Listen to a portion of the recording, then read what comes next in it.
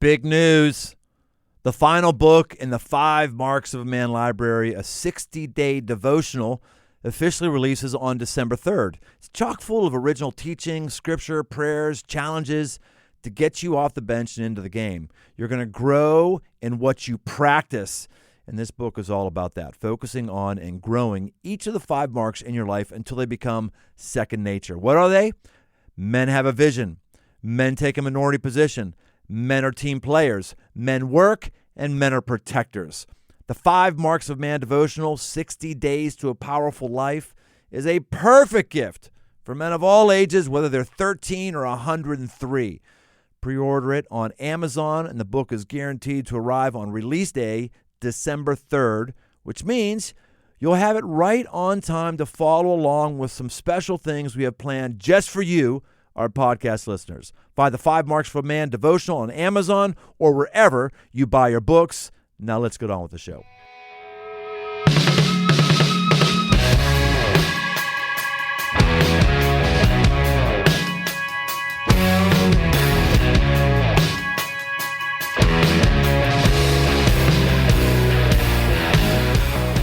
Welcome to Aggressive Life.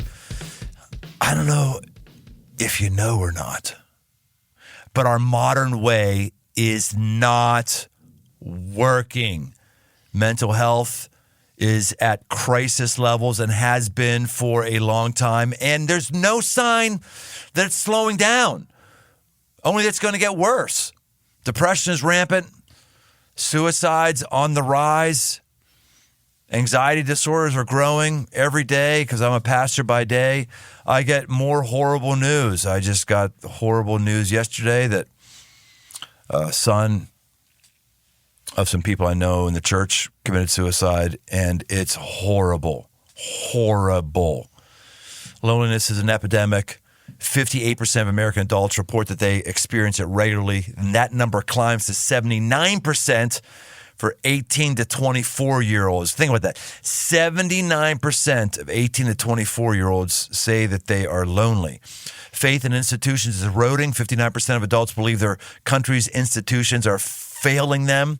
Political polarization is rampant. We're on our devices all the time. I've made a decision recently. Here's a crazy idea, Dirt. I'm not going to walk and look at my phone at the same time. Oh, wow. I'm not. I like to multitask, but it just pisses me off when I see people doing that. Like, you look like a dork. Head down all the time. I know. Yeah. I look like a dork. I look like a That's dork. Me too, yeah. I get killed at a moment's notice. Totally. Freaking walking into things. Like, this is, we're not even talking about physical health, declining physical health. Americans' life expectancy is on the decline. Job dissatisfaction is horrible. The economy is horrible. It just goes on and on and on. Like, it's really hard to find any good signs in America unless your football team is winning. or if you're one of the lucky few that's cracked the code, one of the lucky few who's going against the tide, one of the lucky few who understands the source of life. Today, our guest is going to help us be acquainted with that source of life, get us reacquainted with it. His name is Rich Villodas. He's a best-selling author, pastor, leader, known for championing emotional health, spiritual formation, and racial reconciliation. He's currently leading New Life Fellowship, which is the multi-ethnic church in Queens, New York City. And he's got over 75 countries represented that are in it. So if you're distracted, discouraged, distressed about anything in the state of the world, we're going to try to get your own emotional and spiritual state on the right track. Rich Villodas, welcome to the Aggressive Life. Rich Villodas! Brian, that's the best introduction I've ever had in any kind of podcast. So thank you. Damn straight it is. Hell yeah, it is. I got to tell you, I've heard you on other podcasts. I'm a fan of other podcasts. I know some of the guys are there, but like, it's like when people start talking about the things that you're talking about, everyone just seems to get like mellow, Everyone just seems to like quiet themselves down and let me put my inner John Mark Comer on and let me just like be like, and I'm just one of those guys. Hey, it's okay to talk about deep things and be happy at the same time. It's okay to talk about deep things that are good for you and be on the right path. I'm big on the ways of Jesus. It's a big deal for me. And I also know that Jesus was also the most magnetic person in the room. Guy could hold 20,000 people with his own voice. So he was a big personality who also had an amazing, calm way of life. So tell us about your passion, about what is the narrow path, without me just summing up all your work. Just give us your little stump speech on what the narrow path is. Yeah, the narrow path is essentially the way of following Jesus according to the Sermon on the Mount. And so the narrow path comes from the end of the Sermon on the Mount, where Jesus says, enter into the narrow path. That's really the way that leads to life. And it's the broad path that leads to destruction. And so the narrow path is this countercultural and in many ways counterintuitive way of following Jesus that leads to the kind of life we all want. And it's based on what I regard as the most important set of teachings in the entire Bible, which is the Sermon on the Mount. Well, give us even the background. Sermon on the Mount. Many of us have heard that, but then we don't even know what that is. Take us back. So Matthew 5-7, Jesus is about to start his public ministry, and he's about to really lay out what does it mean to live in light of the kingdom of God? What does it mean to follow him faithfully? What does it mean to live in a subversively in this particular culture? And so Matthew 5-7, Jesus is laying out a whole lot of, it's a treatise, it's a manifesto of what life is like in the kingdom of God. And he's addressing so many different issues related to our anger, our money, our desires, our enemies, our prayers. There's so much ground that he's covering in it, but that sets the trajectory of what his ministry is and really what it means to follow him in this day and age. Yeah, it's fascinating to look at his life. He comes out of nowhere. He's born in Nazareth. People say, what good comes out of Nazareth? It's like being born in the armpit of whatever your local city is. Everyone's got a township or a borough that's like nothing. He's known to be there. He's born in Bethlehem, but he is raised in Nazareth, and things start to build. He starts to gain people's respect. He gets baptized, and there's a cool thing that happens with the dove coming on him, and he goes up and spends 40 days fasting and praying and getting centered on his heavenly Father. And he comes out and he starts calling people to him. He starts calling in his relationships. People, if he had a relationship with him, he says, follow me. And there's 12 guys who do, which it's interesting. He might have actually told 50 people, follow me, and only the 12 that decided to follow him.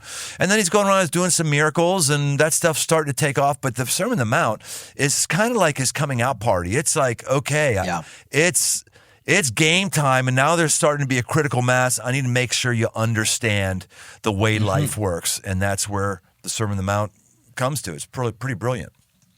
It is, and what he's doing in there is, the way that I try to frame it is he's trying to come against three prevailing ways of being in the world, which I regard as successism, moralism, and individualism. That these are three large themes that the Sermon on the Mount is coming against. And by successism, I'm talking about Jesus is critiquing the kind of notions that we have of what a good life is, number one.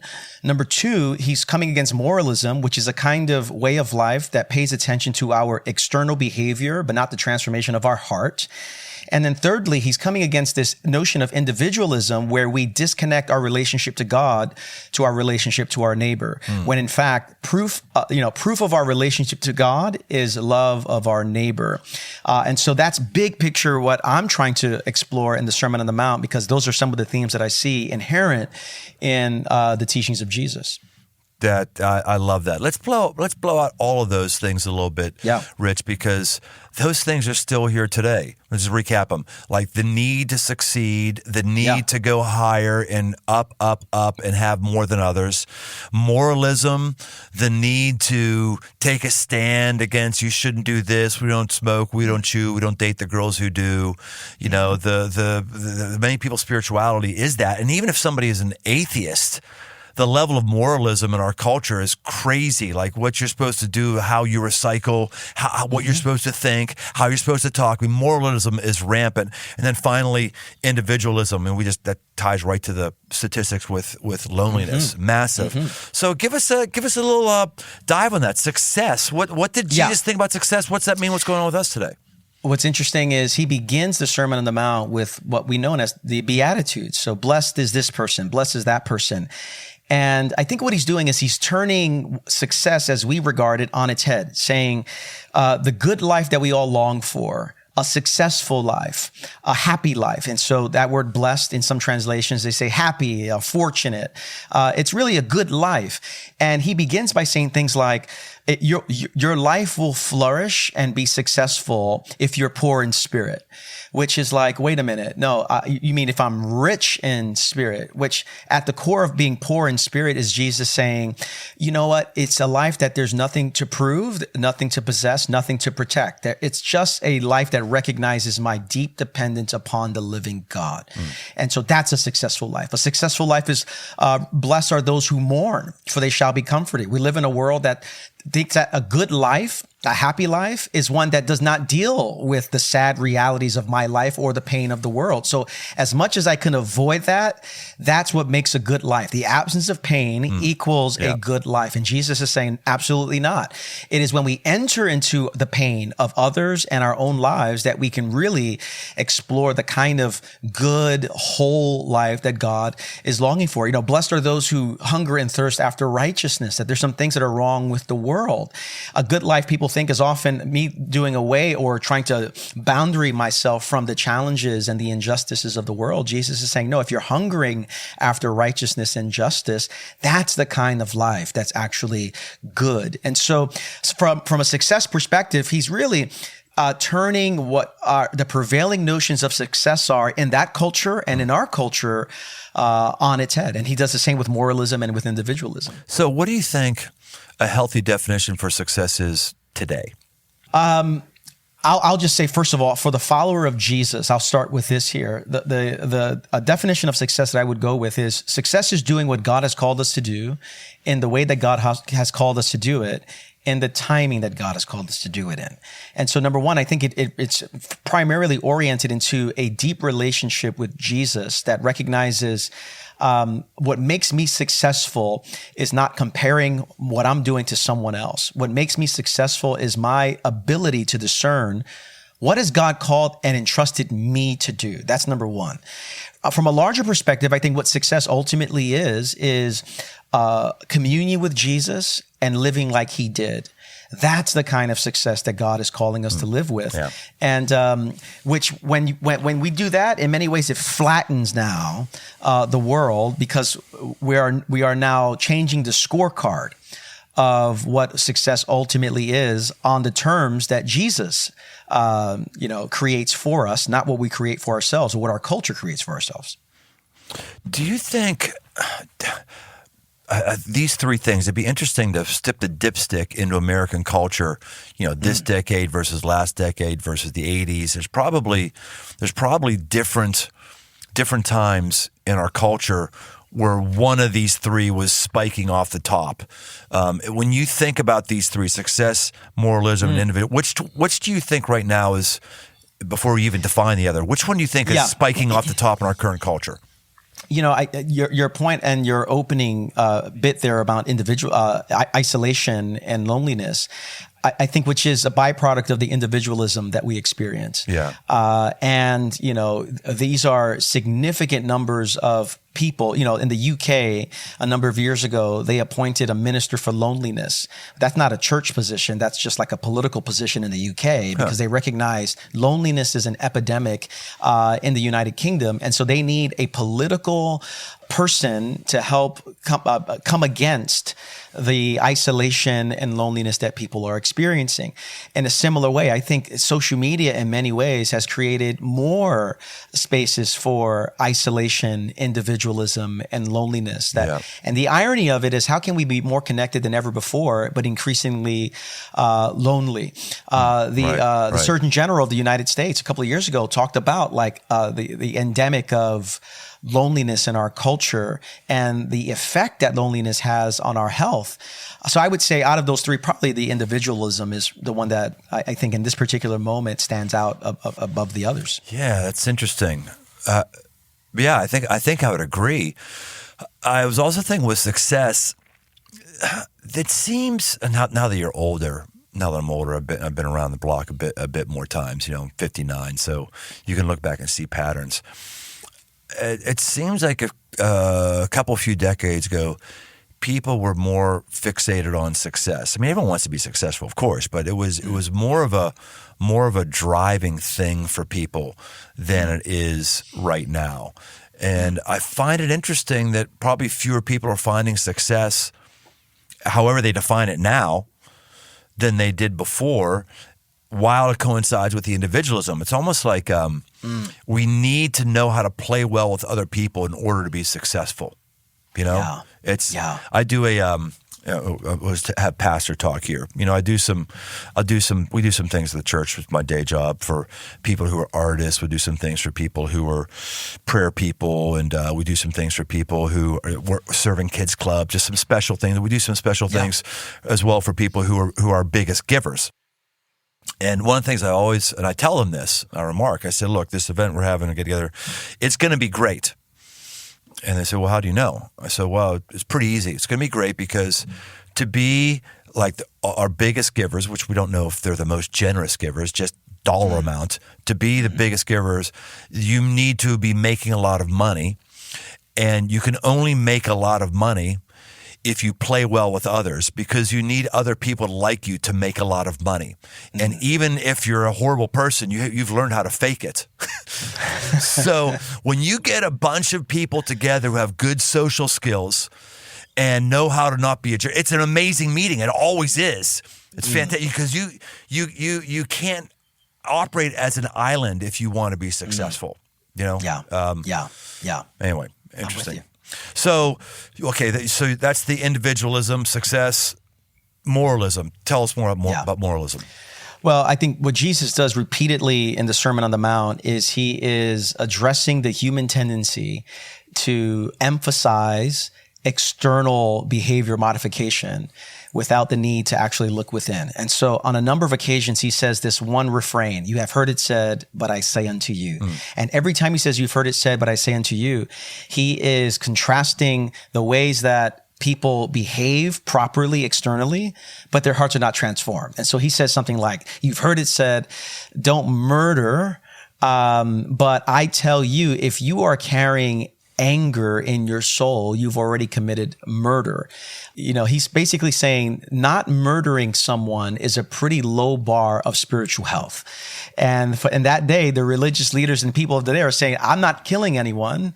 I'm not committing adultery with anyone. So I'm doing pretty good. And Jesus is saying, no, we're going to deepen what actual human transformation and spiritual transformation looks like. It's not simply not doing the bad stuff. It's opening your heart and your life to God so he can transform you from the inside out. And so repeatedly, we have this refrain, you've heard it said, but I say unto you, you've heard it said that as long as you just are obeying the commands in the right way, you're okay. If you know the songs, you're okay. If it's just behavior modification, you're okay. And Jesus says, no. There's some deeper work that I want to do in you. So your book is The Narrow Path, How the Subversive Way of Jesus Satisfies Our Souls. And Jesus, you talk about this in the book, he talks about how we make a happy and meaningful life. And it's not what culture teaches at all. Not at all. And it's the narrow path because very, very few people are on it. I love this metaphor that Jesus gave, and I think you bring it to life really, really well. So just tell us the narrow path for the wide path, why narrow, why wide, all that stuff. Most people, when they interpret the Bible and they think about narrow and broad, their immediate thought is we're talking about heaven and hell, which you're not going to find specifically in that context. Now, I think the decisions we make today have eternal implications. Hold on, Rich. Just for those of us who don't know the Bible, because Jesus says broad is the path to destruction and narrow is the path to life. So there you go. So most people think, okay, that's talking about the life to come. And I for sure believe that the decisions we make today have eternal implications. But the accent, the emphasis that Jesus is placing, I think is right here, right now, that the broad path that leads to destruction, there are lots of people that are destroying their lives right now because they have taken matters into their own hands and have tried to live according to the prevailing ways of the culture. The narrow path, and here's the paradox of it, the narrow path is, from the outside looks restrictive and constraining, but it's actually a path that leads to spaciousness, which is why my initial title of the book was Narrow Path, Spacious Life, because I believe that it is this paradoxical way of following Jesus in narrowness, which is typically not a good word culturally, but I think I'm trying to redeem that word. It leads to the kind of spaciousness that our souls really long for. And that's the core of what Jesus is getting at. Yeah. So what would someone do who's on the narrow path against someone who's on the wide path?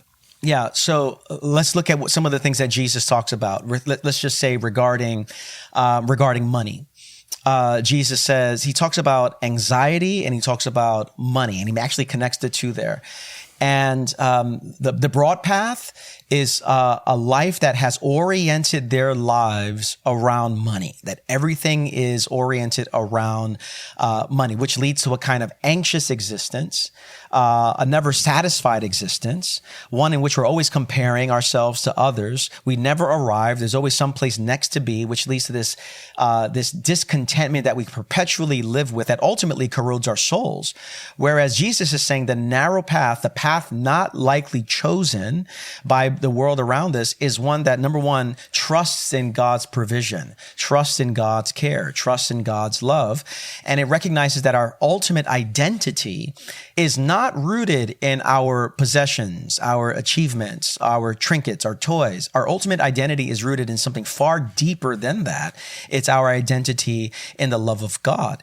And so the broad path is the path that puts all of the energy, all of the emphasis, all of the priority on more, whereas the narrow path is one that recognizes, no, I am called to live from the center of God's love and God's life. Now, that doesn't mean that managing well and what God has entrusted to us is a bad thing. We're called to be good stewards. And for some people, God has entrusted a lot. And so there's no judgment on those who have received a lot. The question is, to what degree are we stewarding that in a way that's ultimately for the glory of God and the blessing of others and our own flourishing? And so that's one example. Another example is what Jesus says about our enemies. The broad path is kill our enemies. That's the path most taken. If I don't like you, if I don't like the way you vote, I don't like the way you look, you deserve death. You deserve kill, elimination. shame, cancel. Yes. Get out of here. Whereas the narrow path, the path not taken by most, but the path that ultimately leads to spaciousness of life, is so countercultural, counterinstinctual, where Jesus says, no, we are called to pray for those that we have a hard time loving and bless those that we have a hard time liking. And because ultimately that's the kind of life that leads to the kind of spaciousness of soul. If a life is marked by hatred and disgust, that's not a life that's going to lead to the kind of spaciousness we've been made for by God. So those are just a couple examples of like where broad gets us and where narrow gets us in this particular context. Yeah, there's also a thing where if it's narrow, there's focus. You know, when I'm on a narrow path, there's a point. I'm going someplace and I got to focus. If I'm on a wide open field, just a wide, I just meander all over the place and people just go left and right and, just get nowhere, go in circles. Yeah, along those lines, in New York City where I live, there's something, and I'm not sure if they do this where you live, Brian, but they do something called double parking in New York City. Oh. There's already narrow streets in New York, but someone will park right next to another car, which leaves it a very narrow way to get past that car. And it's just a big sin in New York. Here's what I know about a narrow street. You better go slow if you're going to go through that street there. And so the narrow path in many ways is oriented around being slow, contemplative, whereas the broad path is open field, open highway. You're going to go really fast. And the fast-paced world that we live in often leads to the kind of destruction that many get caught up in. Yeah, let's go another angle at this. Same topic, Rich, just different angle, because the metaphors are pretty rich. Just background for people who don't know this. Let's go back to the 90s. Arguably, the 90s was the birth of the mega church. They've always been around, but there started to be conferences where people could go and learn things, and there started to be best practices that you could plug into and get some growth out of your church. And then they started measuring churches, and measuring contests started to happen, and large churches led to book contracts, which led to speaking fees, which led to all this whole kind of cottage industry grew up, which in many ways was bringing corporate America to the American church, which some of that was really, really helpful though and healthy. There's a disciplined nature in corporate America, right? You got to govern yourself right. There's priorities. I mean, some of that was really good and really, really life-giving, but in some corners it got really dark, and guys just started looking at the church like a business that's got to keep growing, got to keep growing it. And then out of nowhere comes a book that was your predecessor called Emotionally Healthy Spirituality. Yeah. And it's kind of two of the same metaphors here, which is, it's different metaphors, but going the same thing, the wide path and the narrow path. So maybe go off on, we talked about the paths, but just emotional health. Yeah. People understand this. There's more handholds in our culture for that. So tell us about emotional health.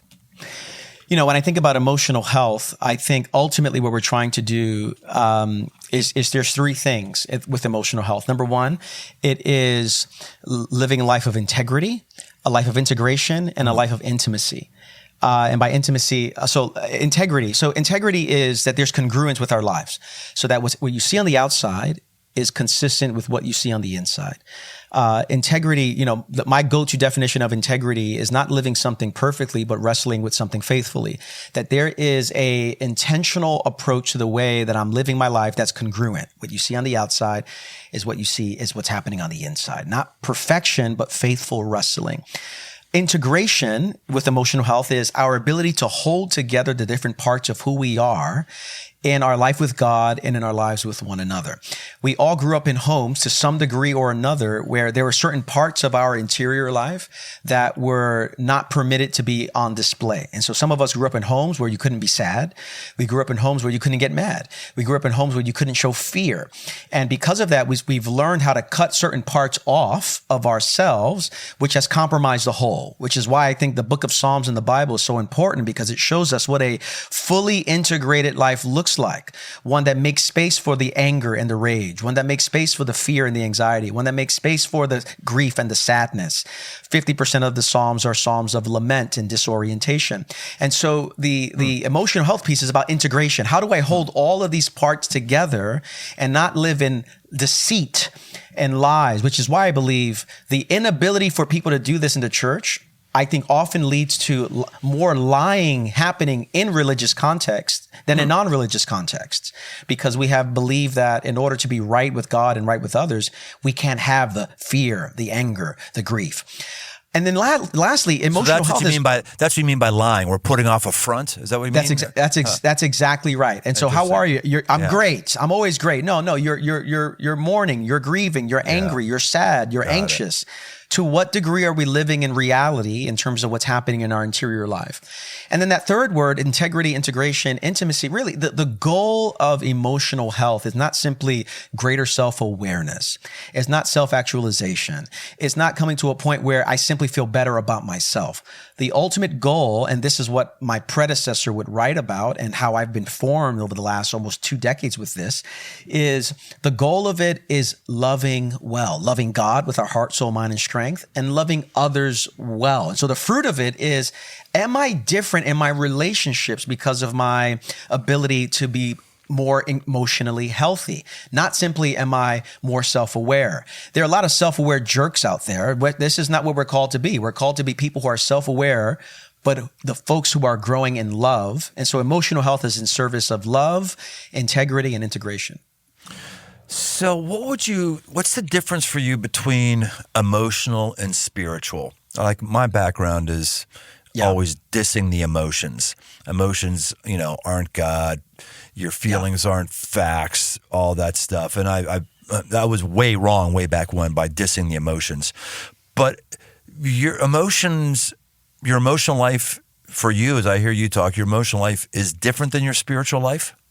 I would say insofar, if you go into like biblical anthropology of like what makes a human, folks have tried to divvy it up in terms of we are physical people, physical beings that have a spirit and emotion. So whether you're talking about spirit, soul, whether you're talking about spirit, soul, body, however we choose to divvy that up, I think the emotional part of our lives is distinct from our spiritual life insofar that it's just helpful language to understand what it means to be human. There is a part of our soul that's made for union with God.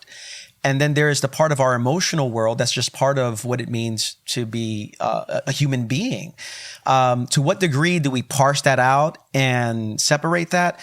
I'm not sure if I can very neatly compartmentalize in that kind of a way, which is why the thesis of my predecessor, Pete Scazzaro, was emotional health and spiritual maturity are inseparable. That is, it is impossible to be spiritually mature while remaining emotionally immature. It's basically a Hebrew way of thinking where, and by that I mean, in the Hebrew scriptures in the Old Testament, what we find is love the Lord your God with your heart, soul, mind, and strength. It's a holistic part of my life that they wouldn't separate the spirit. They wouldn't have a category for the spiritual life.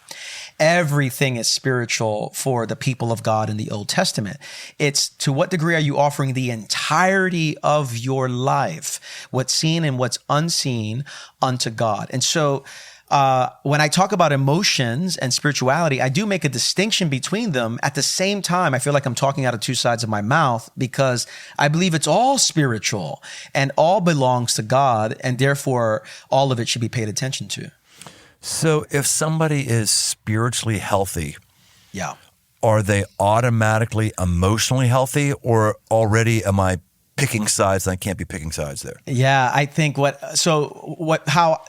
helpful way of thinking about it is spiritual health or spiritual maturity can often be connected to the particular practices and disciplines and habits that nurture my relationship with God.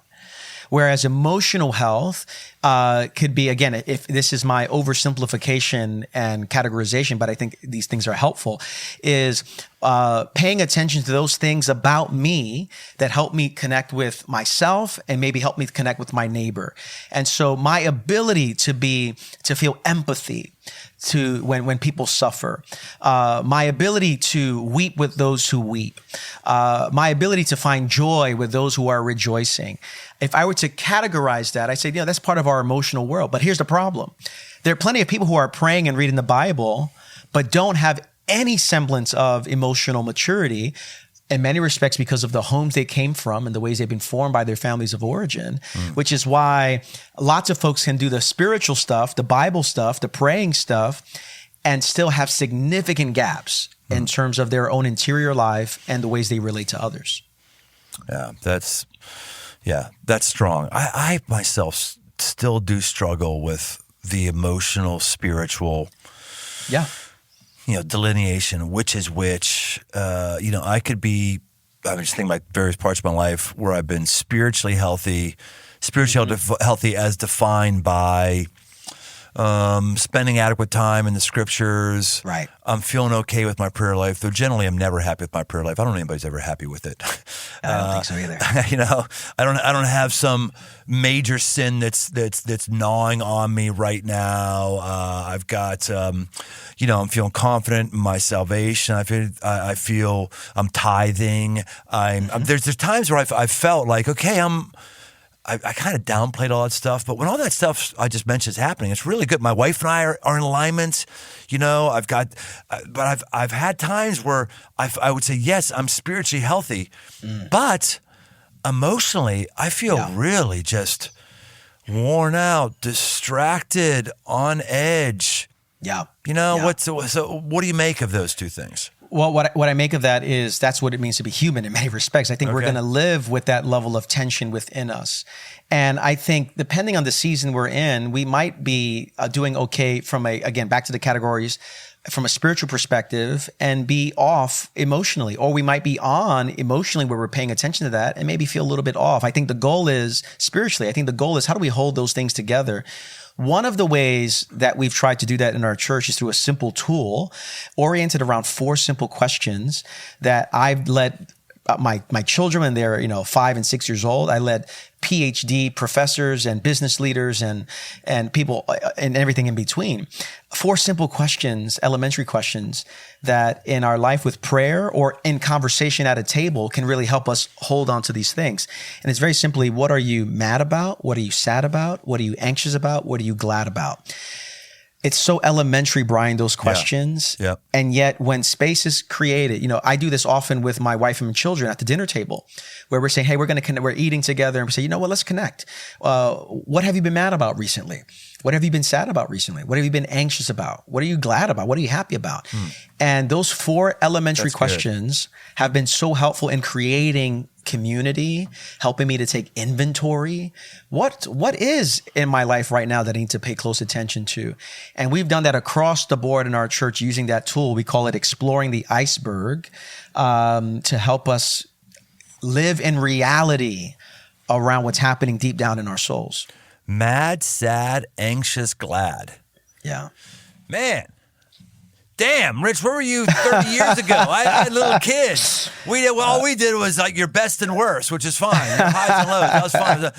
Damn, that would have been awesome. Dirt, you got little kids. You going to do this with your kids, Dirt? I'm taking that home tonight. Yeah. Yes. Yeah, Totally. you got to talk to your wife about this. And Totally.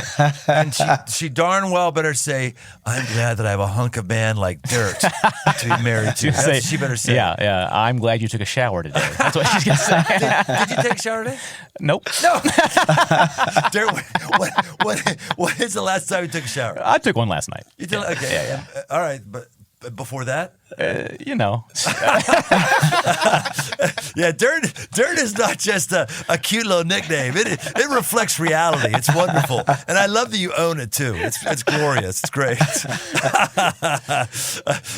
Rich is over there going, wait, these people are friends on a church staff together? Is this how they stay emotionally healthy? Yes. That's right. Belittling one another is one of the ways we stay emotionally healthy. I love it.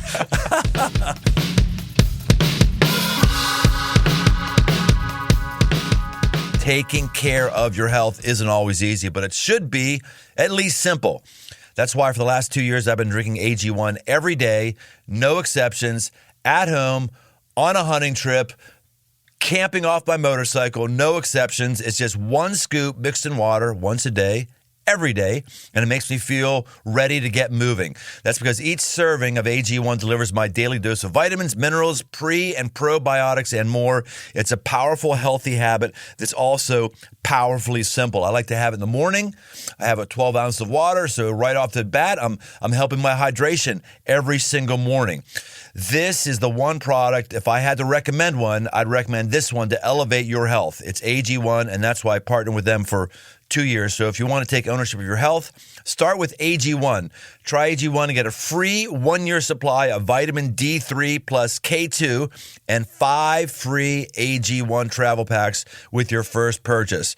Go to drinkag1.com/aggressivelife. That's drinkag1.com/aggressivelife. Get yourself some.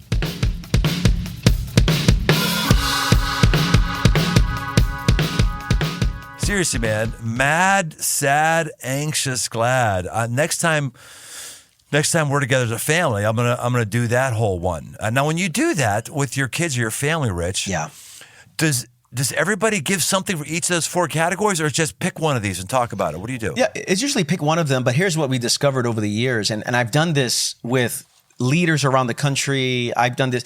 What I find often is the first 3 questions are often really much connected. And so what we're mad about is often revealing some interior grief that we're holding around a particular issue. And that grief is leading to some form of anxiety. And so in some ways, those first 3 questions, mad, glad, anxious, often, not always, often tend to be connected to one presenting matter that we are currently facing. And then there are times, so sometimes it's all connected, and sometimes we just say, hey, focus on one of them and let's have a conversation about it. Yeah, that's excellent. So let's pull out some of your quotes of the book and have you get underneath them a little bit. One of the things you say is Jesus' invitation, and I'm not really interested in like necessarily talking about the book. The book was a good jumping off point, but I find these phrases really, really fascinating, whether in the book or not. You say Jesus' invitation is to follow him fully or not at all. Yeah.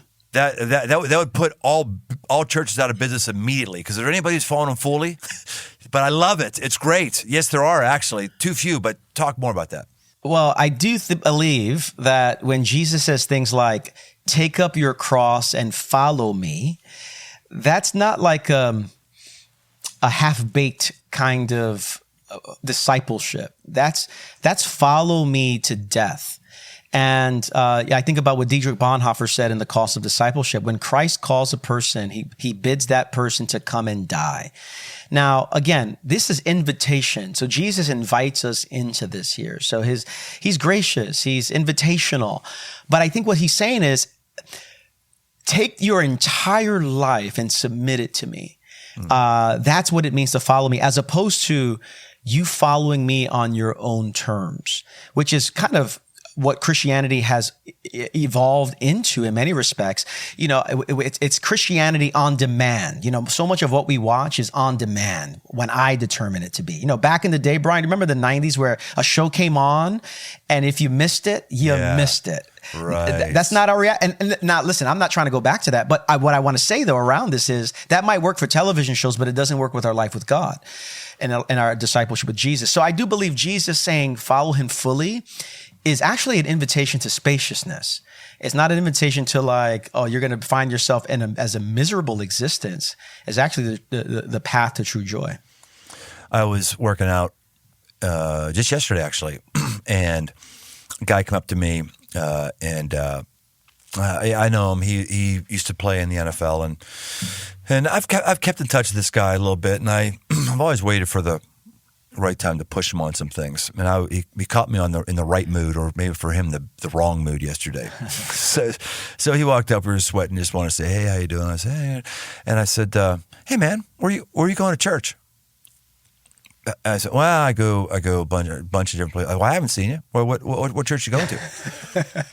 And he goes, well, he started naming churches. Oh, you know, I know the pastor there. I said, and I could just tell like he was skirting and he was like sweating for two reasons. And I said to him, which is unlike me. I mean, I'll challenge people hard, but not in this kind of setting, not out of nowhere, right?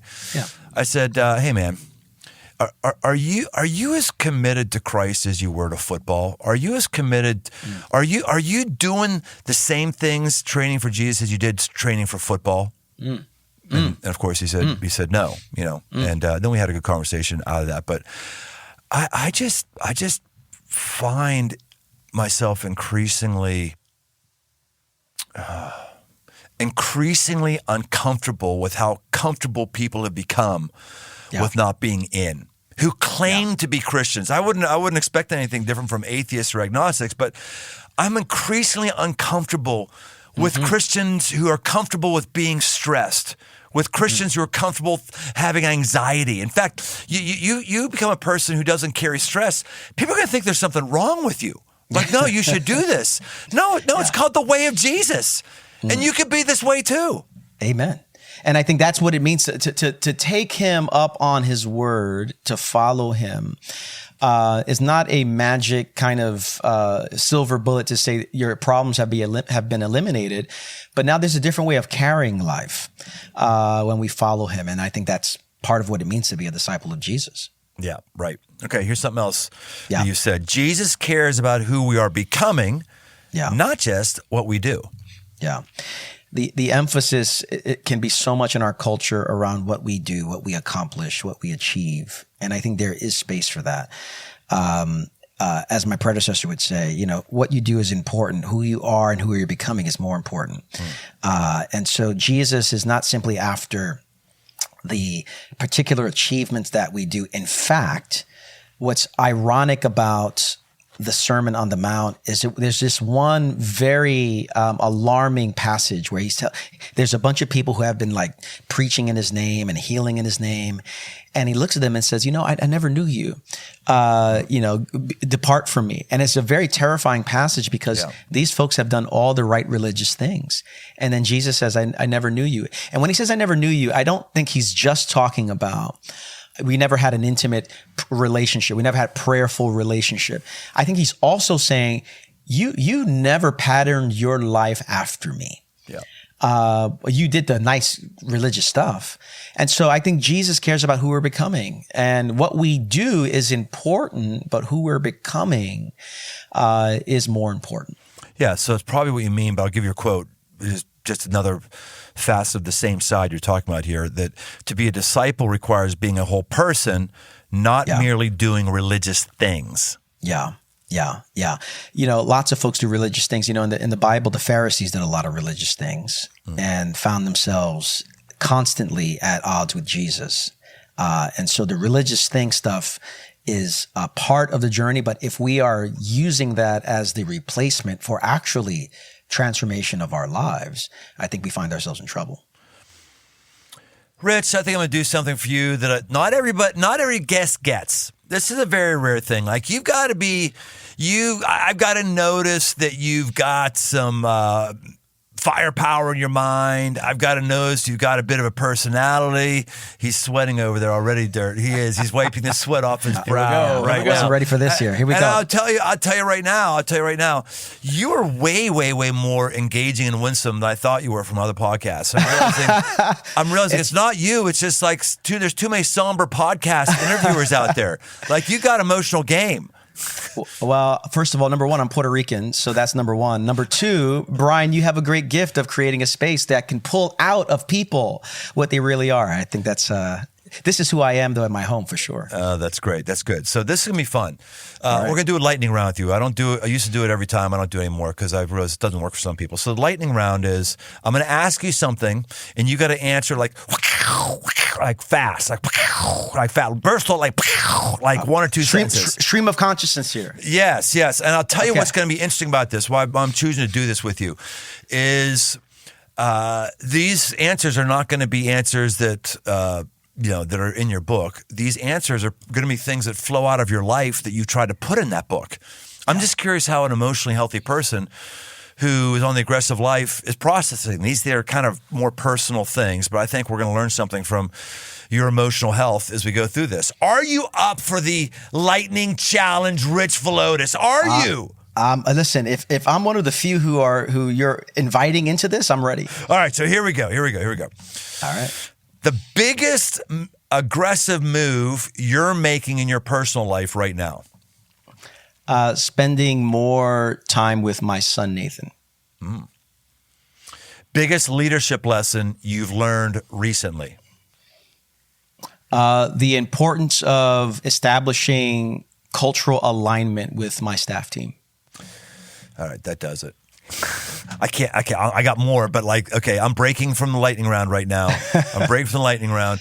And looking your bio and everything, you've got the dozens of nationalities there. I'm looking at you. You're Puerto Rican. You're kind of one of those.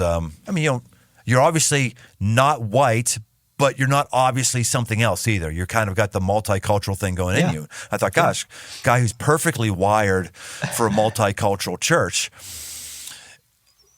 And to hear you say that makes me read between the lines, go, okay, so even in a multicultural church, you guys aren't in alignment with what the culture of your church looks like?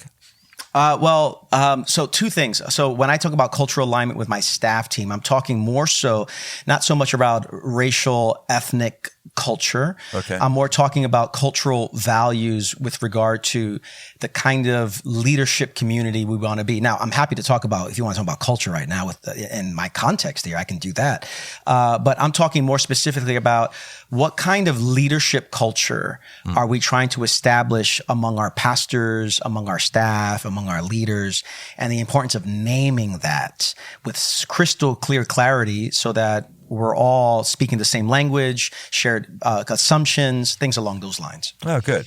So are you, if we talk about on the ethnic side, are you guys over having culture wars around ethnicity and what the church should look like, or is that still ongoing? No, I mean, in my context, listen, I pastor a church, about 80 nations represented in an area where National Geographic called the most diverse zip code in the world, 123 languages spoken in the neighborhood. And so to be part of a church like this and to lead a church like this, number one, it's not a good strategy for church growth. That's number one. So our church is about 1,300 people, but our church is almost 40 years old. This is not a recipe for fast church growth, because to get that many different people in a room together is fraught with all kinds of complexity, misunderstanding, tensions. Whatever tensions are out in the world, we feel it profoundly in the life of our church. And so the cultural warring, when you get that many different people in a community, they should have told me enter at your own risk when I decided to take this job from Pete Scazzaro over the years, because this is not the easiest place to be a pastor in light of all the diversity here. Interesting, because I could have thought that an area like that that is so diverse would have brought naturally a high level of grace to other people, because it's the soup you're swimming in all the time. Whereas in my context, people can more easily segment out into their own races. But yours, everyone has to play together all the time. Well, here's the thing. People opt into this kind of community here, and lots of folks do it because they love the diversity. It's a really nice thing. But when you actually start talking about some of the deeper issues of how we see the world and the disagreements, that stuff, there's aesthetic diversity, and then there is a deeper kind of diversity that is able to hold on to those deep tensions without disconnecting from one another. That's not an easy thing. Yeah, that's good. Okay, back to the lightning round. Biggest emotional growth area for you right now? I think it's being a bulldog as a leader, being more decisive. I like that. Yeah, boy, gosh, now I just want to talk about the things you said. Yeah, but I think we appropriately have challenged the alpha leader thing that just always charge a hill, always.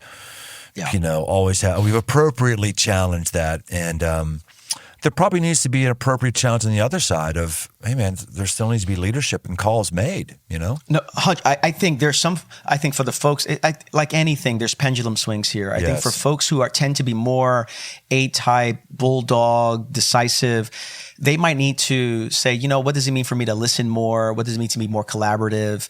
Whereas folks for me, who I have that in me, but that's not my natural swing. And so there are times where I have to say, I need to be more decisive and become more of a bulldog and offer the kind of clarity that the people who are following me need. So that's probably where I'm at right now. Yeah, man, that's great. Great self-awareness and great humility. Thanks, man. All right, last question. You say that you're a natural people pleaser. Yeah. How are you a people pleaser? You don't appear to be a people pleaser to me. How are you a people pleaser, and how are you combating that? And you don't have to make that enlightening, quick fashion. Yeah, well, first, I think for me, the people pleasing is about my desire to connect with people. I have a high need to relationally and emotionally connect with people. The shadow side of that is, because of that need, I can avoid speaking hard truths. I can avoid being really honest with people when I need to be, whether we're talking about people who are on my staff and I'm talking about their performance, whether we're talking about someone that I am in relationship with that I disagree with on an issue. And so my ability to people please, longing for connection, tends to come out in ways where I'm not fully honest with someone in a way that I really need to be. And so how am I combating that? I just don't say this just because of my book. Jesus' words on let your yes be yes and let your no be no, kind of like a transparency and a clarity of speech, is really helping me to be really honest with people, but in a way where my honesty is not fostering emotional disconnection. I think we can be honest in a way that actually ruptures and not honest in a way that actually works to reconcile. And that's been my ongoing area of growth as a human being and as a leader. Oh, that's good. Rich, is there anything you want to talk about that we haven't talked about yet? Well, I do wonder about what it means for us to remain emotionally connected in a world that's increasingly tearing itself apart. Mm-hmm. And I would just say one of the invitations to that is something in family systems theory. It's something called self-differentiation. And the last thing I just say here is I do believe that what is required in our day among leaders, what's required in our day among parents, what's required in our day among friends is a higher ability to be self-differentiated. And what that means very simply is this. It's our ability to be distinct without emotional disconnection. It's very easy for people to be cut off. And I think we're living in a society where the canceling, the cutting off is just automatic. Or we are enmeshed. We disappear into someone. And so I think the tension is, how do we live with a level of distinction where we are separate from someone, where my opinions don't have to be the same opinions as someone, yet at the same time, how do I remain emotionally connected to that person? And I think that is the great challenge of our day within our churches, within our families, within our neighborhoods. And that's just something I'm really passionate about. Okay, so when should we not be emotionally connected with someone? I have some people in my life who I've been very emotionally connected with, that I've made the choice that I am no longer going to be emotionally connected with them. I think the big question around that is that is that boundary that's being established rooted in reactivity or rooted in principle? I think so much of the boundary making that we establish between other people is not necessarily rooted in principle always, is rooted in my own anxiety. And anxiety is not excessively, fear. Anxiety is just an automatic way of functioning in the world based on a real or a perceived threat. That's what anxiety ultimately is in the way that I'm framing it here. And so if a boundary is established based on principle and not reactivity, I think in many cases it's a good boundary. But most of the boundaries that exist are, I created a boundary because I feel, I'm not giving it any thought. It's just my automatic response to it. And I think that's some of the work that emotionally we need to pay attention to. Rich, that's really good. I like that. Yeah, because we could draw boundaries just because we want to be an assertive person. I don't want to deal with you anymore. But that's exactly right. That's a good call versus it's principle that, you are not good for my emotional health. Yeah. You are on a path that I'm not on, and you're going a direction I don't want to go. And so therefore I don't want to be around you. Yeah. Yeah. Or taking responsibility, saying, listen, I'm not at a place where I can journey with you where I'm at right now and where you're at in the process there. But it is like so much of this is just growing in greater self-awareness about our own pathologies, our own tendencies. I think that's part of the journey of emotional health, just to make a full circle of that. Right. Rich, that's great. That's fantastic. So you have a book out that's really great, The Narrow Path by Rich Villodas. If someone wants to follow up with you or get more of your resources, give a plug for yourself. On social media, on X, formerly known as Twitter, and on Instagram, it's just at Rich Villodas. If you want to learn more about our remarkable church, which is remarkable insofar that it's just a collection of beautiful people there, and we're trying to figure out what it means to be a community together. You can go to newlife.nyc, and then for anything related to like books and stuff, you can go to richvillodas.com. Rich, are we ever going to stop saying on X, formerly known as Twitter? I mean, if we're going to say it for all time, can we just call it Twitter again? I wish we could. It's just weird. I wish we could. All right. Well, hey, Rich, thanks for being on the podcast. I don't know if you do beers or not, but if you do, next time we're around each other, we need to do them together. And if not, do iced teas, whatever. I really, seriously, man, it's been really great being with you. I wasn't sure I wanted to do this podcast as the idea came up because I'm not in the niche of mystic spiritual disciplines, which is the kind of folks who tend to gravitate to your book, which is good, great. God loves them. It's just not the niche that I'm in my life. Yeah, But yeah. I'm glad I did this because it's great. I'm a big fan of yours. Well done, man. Well done putting stuff in normal language and going the right way. And I'll just tell you everybody, hey man, Rich said a lot of good stuff here. The reason why I'm not all that much into sort of the the spiritual discipline stuff that I do, by the way, I do them, but it's because the people who tend to be really into them tend to be people who aren't going anywhere. They're constantly philosophizing and navel gazing. It's like new moralism of spiritual things you ought to do and stuff you ought to have. And Rich just laid a lot of stuff. You should have some things in here that you're going to actually do if you want to be emotionally healthy. Simple one. Glad, sad, anxious, mad. That's one. What is it? What are you going to actually do? Come here, because you're not going to do anything different. Then you're on the wrong path, and you're not going to go healthy. That's why we call this the aggressive life. Thanks for coming. We'll see you next time on. Well, not see you. You'll hear me next time on the aggressive life. Thanks for joining us on this journey toward aggressive living. Find more resources, articles, past episodes, and live events over at briantome.com. My new books, repackaged edition of the 5 Marks of a Man and a brand new 5 Marks of a Man tactical guide are open right now on Amazon. If you haven't yet, leave this podcast a rating and review. It really helps get the show in front of new listeners. And if you want to connect, find me on Instagram at Brian Tome. The Aggressive Life is a production of Crossroads Church, Cincinnati, Ohio.